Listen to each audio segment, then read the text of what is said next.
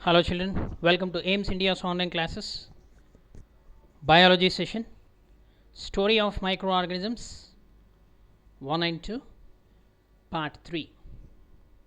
In the last video, we have discussed about different microorganisms and how microorganisms are useful to us. Okay, so different uses, that is lactic acid bacteria, how it is useful for us in the preparation of curd, and also several fermented products which we use every day, like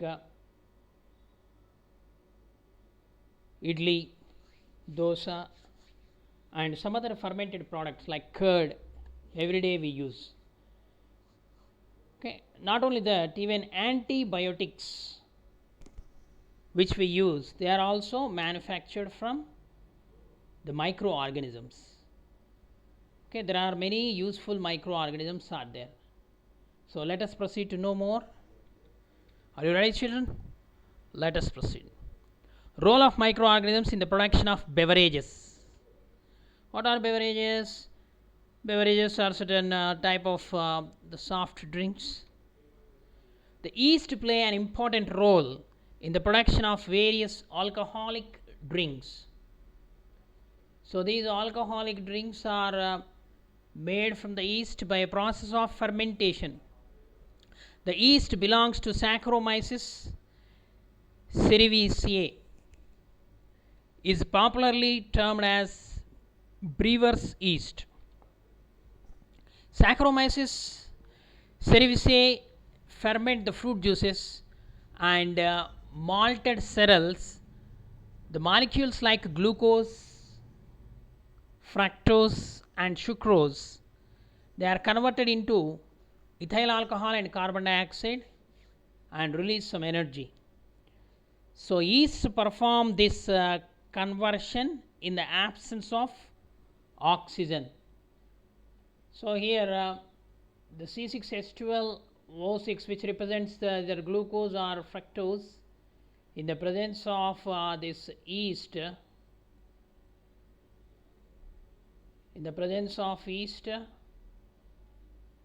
converted into ethyl alcohol C2H5OH and CO2. This reaction takes place in the presence of enzyme zymase.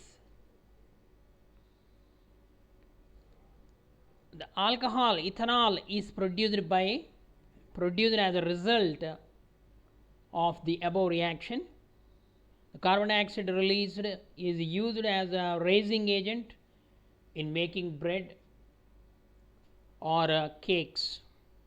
Okay, so here actually in the brewers industry, the beverages, they will use molasses, the byproduct of the sugar industry, as the raw material. So this molasses contains sucrose, the cane sugar. So this sucrose is converted to glucose and fructose. The presence of yeast produces two enzymes. One is invertase and the second one is zymase. So first the invertase convert that sucrose into glucose and fructose. So that glucose and fructose again acted upon by another enzyme released by the yeast, that is zymase. That zymase convert that C6H12O6, the glucose, into C2H5OH, ethanol. So this process is called alcoholic fermentation. The alcohol which is produced by this process, fermentation reaction, it may not be 100% pure, so it can be further processed by a process called distillation, fractional distillation. So in that fractional distillation, it is converted to the pure form and it can be used for different purposes. Okay, so yeast, a microorganism, it is used in the beverage industry. Okay, it belongs to the family Saccharomyces cerevisiae. Next, the role of microbes in the preparation of some chemicals, commercially useful products.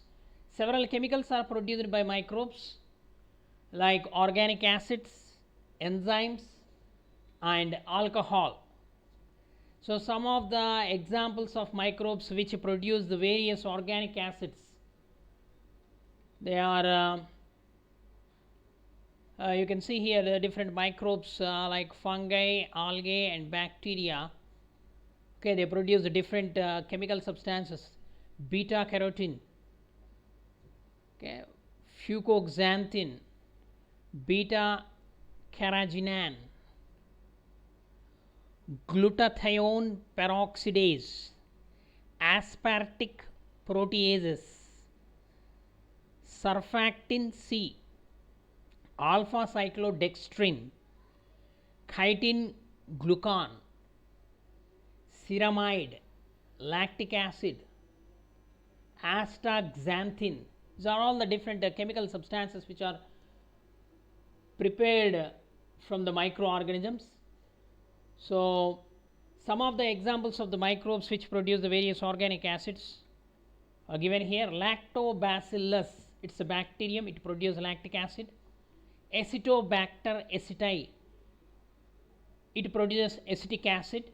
Clostridium botulicum, it produces butyric acid. Aspergillus niger, it produces citric acid. So, the microorganisms are used in the production of different organic acids and the chemical industries, by the chemical industries. Clostridium botulicum, it is a food poisoning bacterium which produces the butyric acid which cause food poisoning. So, for example, it is produced by fish. If the fish is not stored properly, then this bacterium Clostridium botulicum will grow on that and produce the butyric acid which is very poisonous. Okay. Next, microbes as biofertilizers. The fertilizers are the substances which are added to enhance the fertility of the soil, isn't it? So, this results in higher yields and healthier plants. The chemical fertilizers, however, have several disadvantages, like they are toxic to various life forms and can cause imbalance in the soil pH and results in the soil infertility. It also degrades the ecosystem. The plants become susceptible to many diseases when the fruits and vegetables have high toxic residues.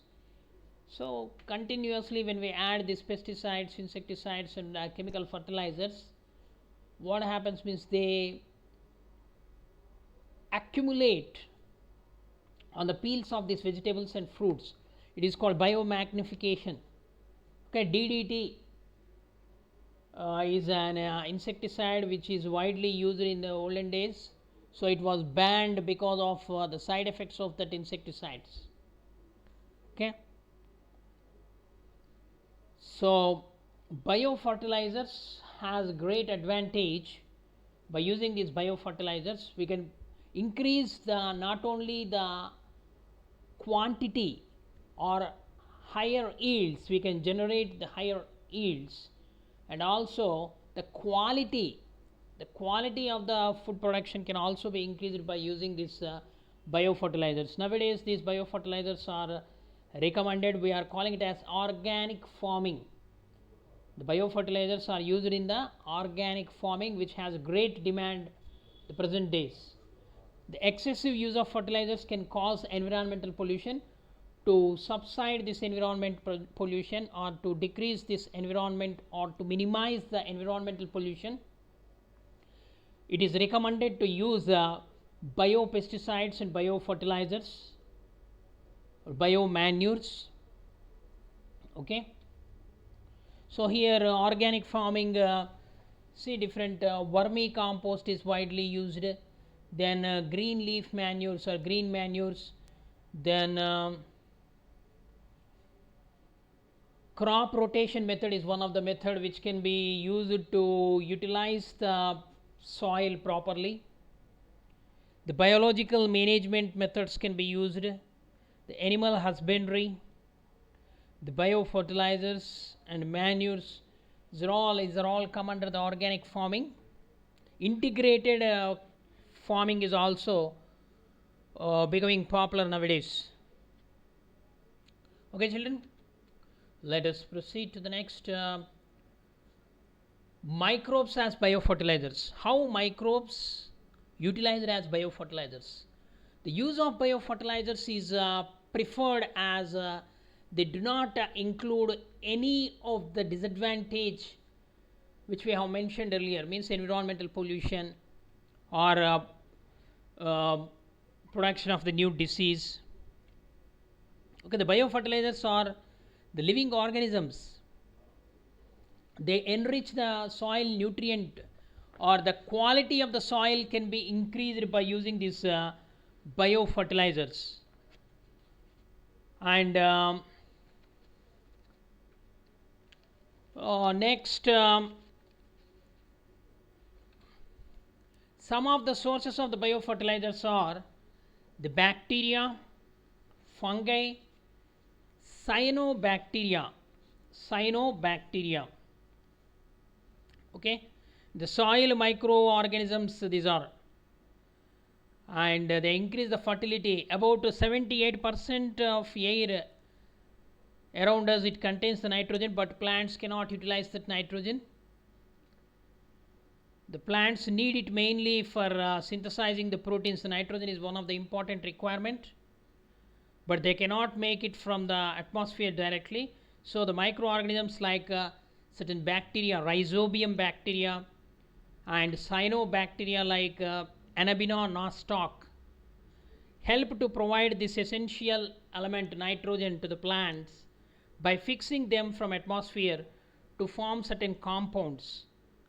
Okay, that they release into the soil, that can be taken up by the plants. So the microorganisms present in the soil like fungi and bacteria, they degrade even the biological wastes present in the soil. They degrade that biological wastes into the small compounds, some of which are very essential for the growth of plants. Rhizobium is an example of a nitrogen fixing bacteria which is present in the root nodules of leguminous plants such as groundnut. Okay, the nitrogen is a macronutrient for the growth and development of plants. This rhizobium enriches the soil with nitrogen. And another one, the fungi mycorrhiza. Mycorrhiza, a symbiotic association between the fungi and certain plants, also enhance the phosphorus content, which is in turn helps in the better growth and development of plants. Okay, the plants for which we use this mycorrhiza, the symbiotic association, they develop the resistance to pathogens.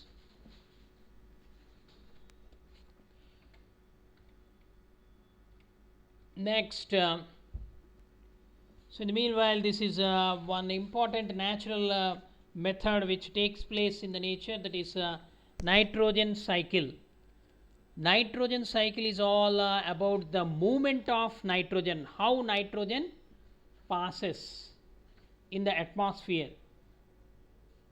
Okay, this is nitrogen fixation and nitrogen cycle. Nitrogen cycle is all about the movement of nitrogen between the various elements on the earth like air, soil, living organisms, how the nitrogen rotates. The amount of nitrogen in the atmosphere remains constant. The atmosphere has approximately 78% of nitrogen. The atmospheric nitrogen is fixed into the soil that by special organisms, nitrogen fixing microbes, which convert the atmospheric nitrogen into nitrogen compounds like ammonia. The plants utilize the nitrogen from soil through their roots. The animals utilize the nitrogen by feeding on plants. When plants and animals die, again the nitrogen wastes are returned to the soil. Means the process of exchange of nitrogen between the flora and fauna, plants, animals, and the atmosphere, that is the soil, is called nitrogen cycle. So the decomposers convert some part of the nitrogen compounds to be used by the plants, and another bacteria by name denitrifying bacteria, which converts those nitrogen compounds again into the nitrogen, and that nitrogen is added to the atmosphere. Okay, so once again we have learned that the rhizobium bacteria, rhizobium is present in the root nodules of many leguminous or pulses plants such as beans and peas, even groundnut. The bacterium rhizobium takes nitrogen from the atmosphere and fixes on roots of the plant. The plants gives shelter to the bacterium, and thus both the bacteria and plant help each other. This relationship is called symbiosis. The growing pulse crop thus helps in the increasing the soil fertility. That's why in the crop rotation also, one time these leguminous plants can be grown overall in the season, and again it is rotated by another type of crops, so that the nitrogen is added to the soil, and which increase the fertility of the soil. So here the nitrogen cycle, the biological nitrogen fixation, and here the nitrogen from plants, the burning of the fuel, food, enters into the animals, and when the animals and plants die, the dead and decay microbes add that nitrogen to the atmosphere. So denitrification a process. So the decomposers convert the organic material into the ammonia. That ammonia, by means of nitrification, nitrogen pool into the soil, and that nitrogen, the biological nitrogen fixation takes place. And ammonification, first nitrogen is converted to ammonia, ammonification after nitrification, after that denitrification means that the mineral form, the compound form of the nitrogen is converted to again elemental form of nitrogen. So this elemental form of nitrogen is added to the atmosphere by denitrifying bacteria. Okay, this is a kind of the circulation of the nitrogen takes place between the organisms and the environment. So it is called nitrogen cycle. Microbes as decomposers.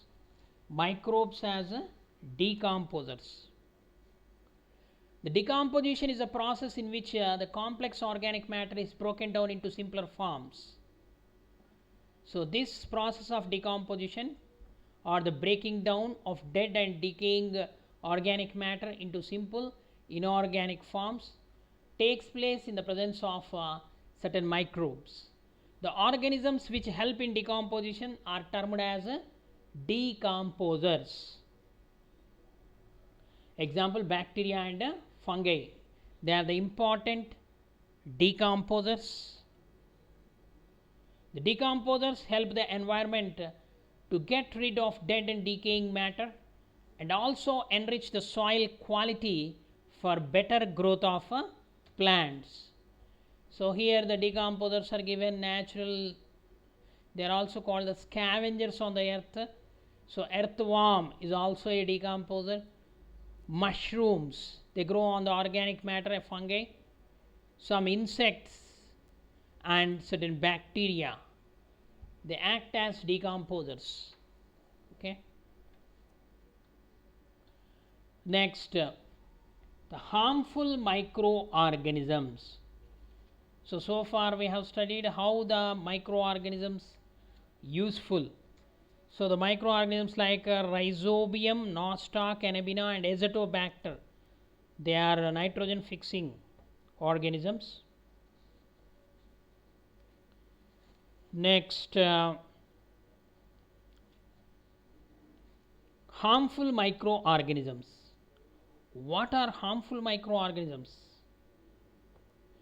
So actually the story of these microorganisms begin in 1674 when Anton van Leeuwenhoek discovered the bacteria. Okay. There are many microbes which cause several diseases in plants, animals and human beings. Such disease causing organisms are called pathogens. What are pathogens? The disease causing organisms are called as pathogens. These pathogens include bacteria, viruses, fungi and protozoa. So in this particular slide we will discuss about the various diseases caused by various pathogens. Disease. What is a disease? A disease is a disturbed age, or we can define disease as any disturbance in the normal functioning of an organism is called a disease. So what is health? Health is a state of physical and mental well-beingness is called health. Any disturbance in this is considered as a disease. Disease result in the change in either the functioning or the appearance of one or more systems of the body, which may lead to worse conditions. Okay. So disease causing pathogens grouped under 4 categories: bacteria, viruses, fungi and protozoa.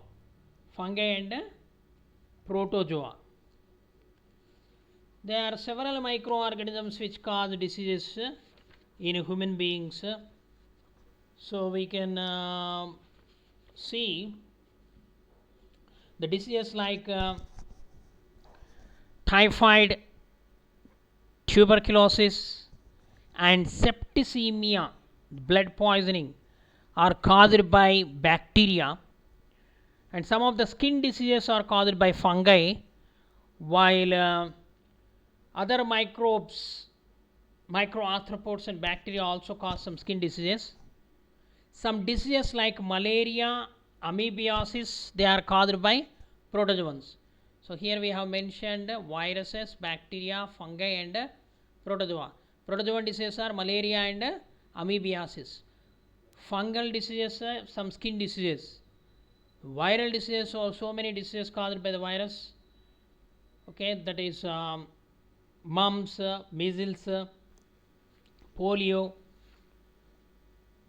okay, and common cold, influenza, even the present corona is also caused by virus. Okay,